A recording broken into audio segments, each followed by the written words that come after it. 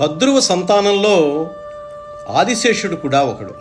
అయితే కద్రువ తన మిగిలిన పిల్లలు గరుత్మంతుని ఎడల, వినతి ఎడల వారి ప్రవర్తనకు పరితాపం చెంది ఆదిశేషుడు వారి నుంచి దూరంగా వేరైపోయాడు.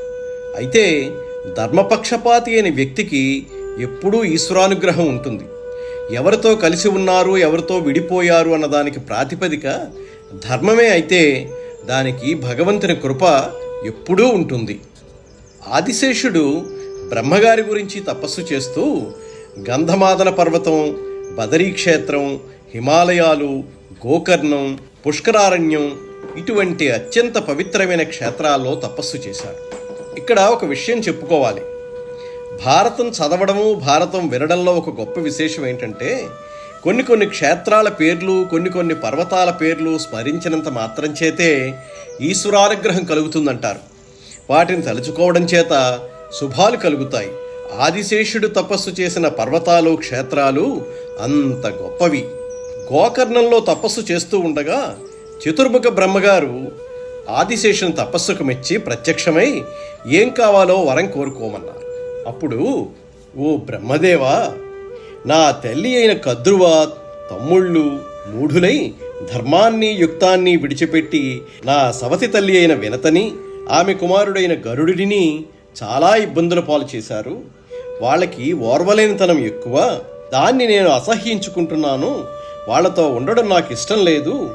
తపస్సు చేస్తూ దేహభారాన్ని విడుస్తాను అని ఆదిశేషుడు చెప్పాడు. అప్పుడు బ్రహ్మగారు అన్నారు, నీవు నిత్య సత్య ధర్మ నిరతుడువు. నీకు సత్యమందు, ధర్మమునందు తాపత్రయం ఎక్కువగా ఉంది. ఎప్పుడైతే నీకు అటువంటి తాపత్రయం ఉందో, ధర్మం కోసం, సత్యం కోసం, అప్పుడే నీ పాపం కాలిపోయింది.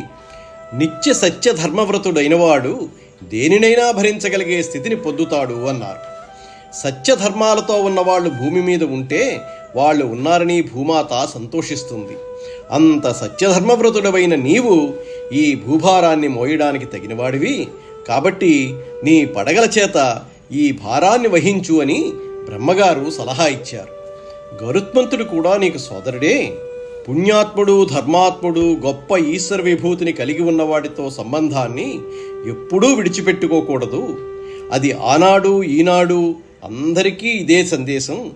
జీవితంలో ఏది పోయినా పర్వాలేదు కానీ భగవత్ సంబంధం ఉన్న వ్యక్తితో అనుబంధం ఎన్నడూ పోగొట్టుకోకూడదు అని భారతం చెప్పే విశేషం. బ్రహ్మగారు ఆదిశేషుడితో ఇంకో మాట కూడా చెప్పారు. కశ్యప ప్రజాపతి పుత్రకామేష్టి యాగం చేస్తే